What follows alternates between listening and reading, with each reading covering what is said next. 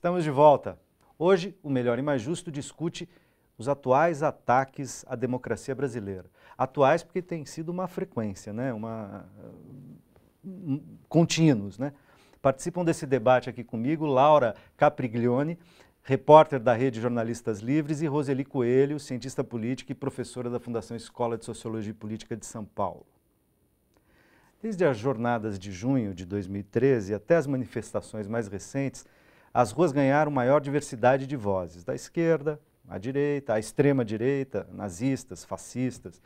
Como interpretar essas manifestações, os usos políticos, partidários e midiáticos que estão sendo feitos ali? Isso que a gente estava conversando no primeiro bloco, vamos retomar daí. Eu queria ouvir a Laura caracterizar também um pouco o Eduardo Cunha, mas de todo modo já num campo dessa disputa política, né? A correlação de forças, os elementos que estão em jogo, se vocês tivessem que destacar, um exercício meio fake, meio artificial, mas destacar, olha, eu tenho aqui forças institucionais, partidos políticos, tenho a plutocracia, poder do dinheiro, tenho os movimentos organizados da sociedade, os urbanos e os rurais, tem uma opinião pública que funciona como manada e aí acaba engrossando esse caldo ou aquele. Que forças que estão em jogo, Laura, e que papel o Eduardo Cunha joga nessa brincadeira? Bom, eu acho que o Eduardo Cunha é um puta quadro político do conservadorismo. Acho que a gente tem que reconhecer que há muito tempo a direita não tinha um quadro político com a capacidade de articulação dele. Me lembro que quando ele foi eleito presidente da Câmara, logo teve algumas pessoas que se apressaram em caracterizá-lo como um novo Severino Cavalcante, um engano brutal. Ele é muito mais qualificado, muito mais inteligente do que o Severino Cavalcante, que era um cara, enfim, até simplório vis-à-vis o que o Eduardo Cunha vem fazendo. Agora, de novo, o campo da esquerda também foi de uma fraqueza no combate político ao Eduardo Cunha brutal. Eu me lembro que uma das primeiras coisas que a gente falava, que a gente lia e tal, era o Eduardo Cunha é um fundamentalista evangélico, porque ele propôs as leis ali, o Cristofobia. o Dia Nacional do Orgulho Hétero, enfim. Mas ele foi colocado numa gaveta, que era a gaveta dos evangélicos fundamentalistas. Uma burrice atroz, porque, de novo, é a gente colocar todos os evangélicos no colo do Eduardo Cunha. O Eduardo Cunha não é ruim porque é evangélico, porque tem evangélicos maravilhosos.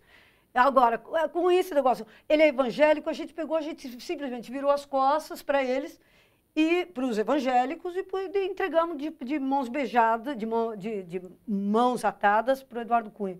Quer dizer, eu acho que é incrível a incapacidade que a gente tem manifestado de dialogar com os evangélicos, assim, com essas pessoas que, afinal de contas, estão buscando uma vida melhor, como todo mundo, certo? Quer dizer, a incapacidade de fazer política, né? No sentido mais literal Agora, do termo, por exemplo, a gente aqui em São Paulo tomou um susto, porque teve a questão de gênero no Plano Municipal de Educação, e a esquerda perdeu de maneira vergonhosa, mas quem estava protagonizando o ataque reacionário ao Plano Municipal de Educação não eram os evangélicos, era a Igreja Católica. Quer dizer, reacionários tem em todas as igrejas. Então, o problema não é esse. Vamos combinar que não é esse.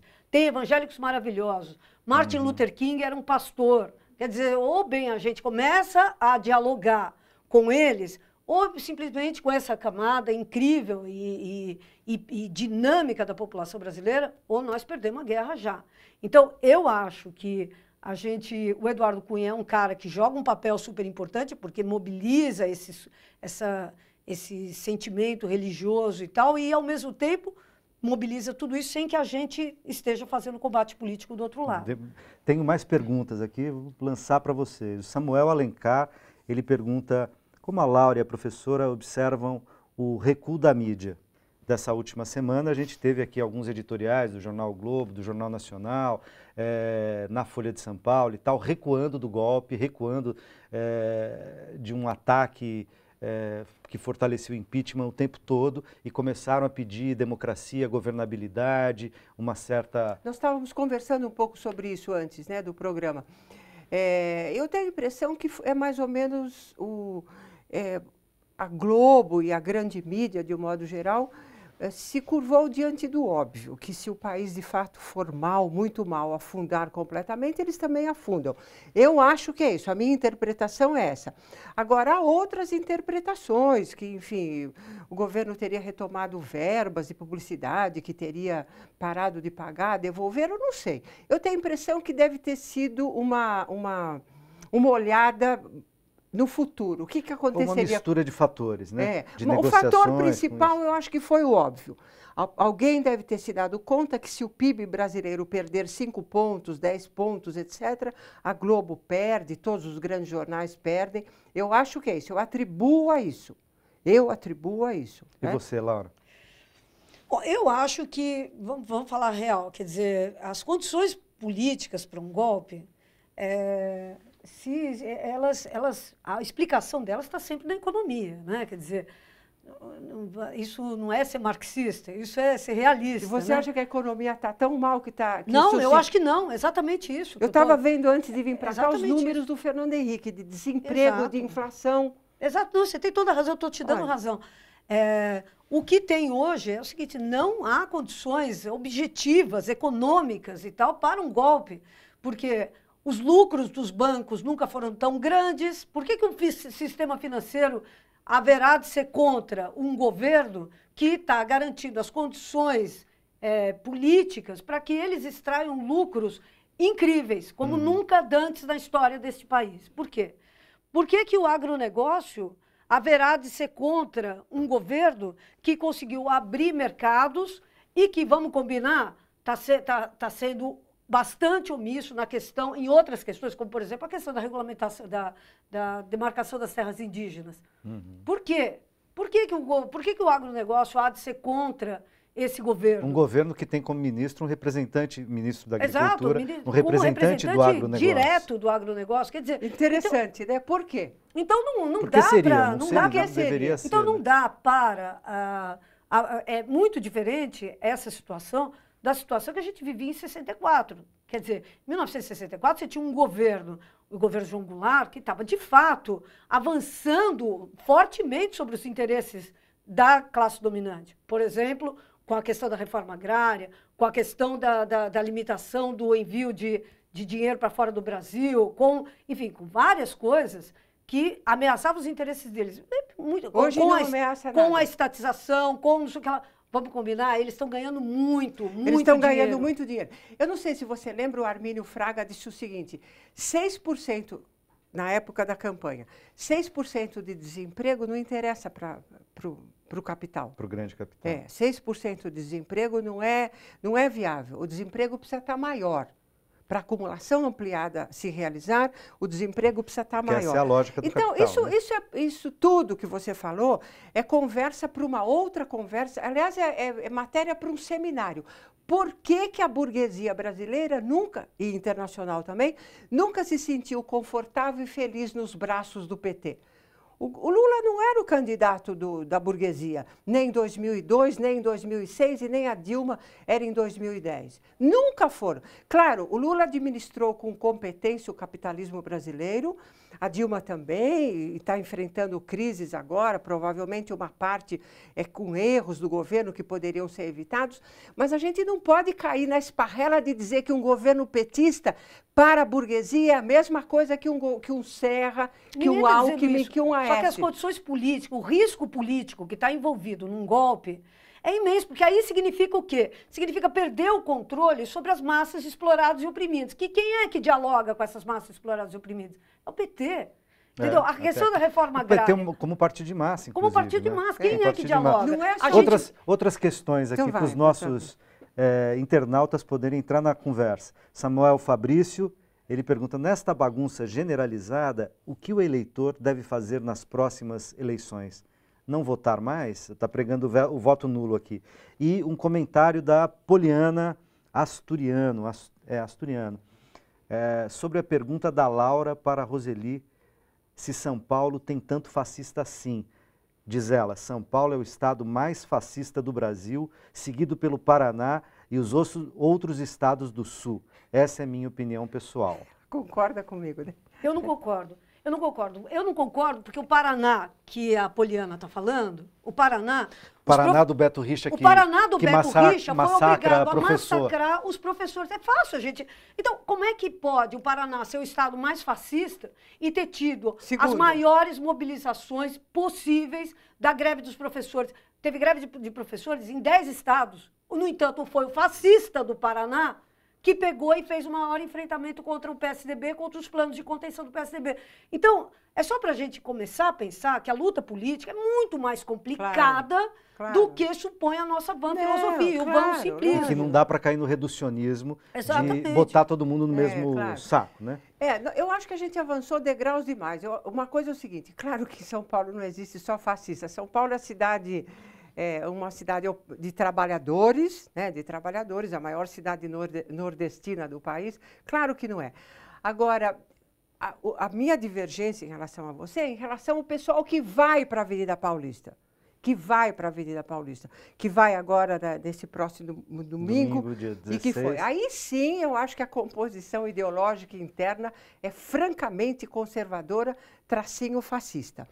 E em relação ao Eduardo Cunha, eu queria fazer... Quando não é fascista, tem comportamento de manada liderada pelos fascistas. Muito bem. Provavelmente é a maioria, né? O que não muda a tendência dele nesse momento.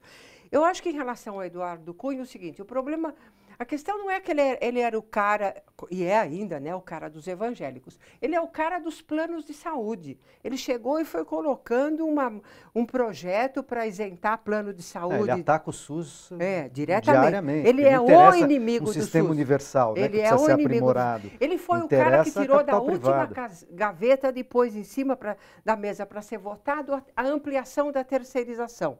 Né? Ele chegou e votou o orçamento impositivo, tirando espaço do governo, né? Sabendo que ele ia enfrentar. Enfim, ele é realmente um líder das forças conservadoras. Agora, eu acho também que a burguesia não se sente muito confortável com ele, porque ele tem evidentemente, ele tem uma porção retrógrada, sabe, de atraso. Acho que a burguesia, para usar a expressão que você está usando, já abandonou o Eduardo Cunha. O Eduardo Cunha está prestes a ficar à própria sorte, só vai ter o séquito de deputados mais ou menos da laia dele. É isso que parece. Né? Pode mudar amanhã, porque do jeito que o Brasil está volátil, para usar um termo dos economistas, as coisas podem mudar amanhã. A gente tem um tempinho ainda e tem uma pergunta, um comentário que serve como pergunta bem interessante aqui do Vitor Lorente. Ele diz o seguinte, algumas figuras políticas têm falado muito ultimamente, como Fernando Henrique Cardoso, Tarso Genro e a própria Dilma, que o governo e a presidenta precisam assumir erros para voltar a ter governabilidade e para reatar com a sociedade. O que vocês pensam sobre o assunto? Laura. Bom, eu acho o seguinte, eu acho que a Dilma, a gente quase perdeu a eleição. Vamos lembrar aquele dramático período final da campanha eleitoral. Estava por um trizo, o Aécio estava numa curva francamente ascendente, enquanto que do lado da esquerda a gente tinha um movimento de descenso. E a gente teve um momento que a vaca estava indo para o brejo, né? Quer dizer, a gente não sabia aonde ia dar aquilo. E eu não sei se todo mundo se lembra, a Dilma foi até a periferia de São Paulo, foi para Itaquera, fez um comício histórico, juntando os movimentos sociais importantes e tal, e fez ali assumiu ali uma série de compromissos com os movimentos sociais, com as forças democráticas, com não sei o que lá, tarana. Esse ato e esse comício, para mim, eles são um símbolo da frustração que é o que nós estamos vivendo.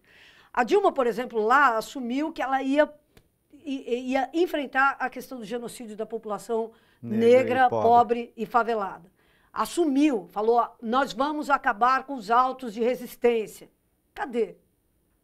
Bom, nesse turbilhão talvez não tenha dado tempo. Mas é que né? nada dar tempo. O problema é o seguinte, para Dilma voltar a dialogar com os setores sociais que a apoiaram e que garantiram a vitória ela dela, vai ter, ela tem ela que vai ter retomar que as bandeiras reativar históricas. esse diálogo, né? Por exemplo, vou dar um outro exemplo. Eu vou deixar você dar o exemplo, Laura, mas daqui a pouco, porque Tá nós bom, temos que ir para o próximo bloco e eu já tenho mais 2 perguntas aqui para Eu vocês. quero responder o Jack Lorente. Ok, você responde na volta, pode ser? Eu vou fazer mais um rápido intervalo e a gente já volta.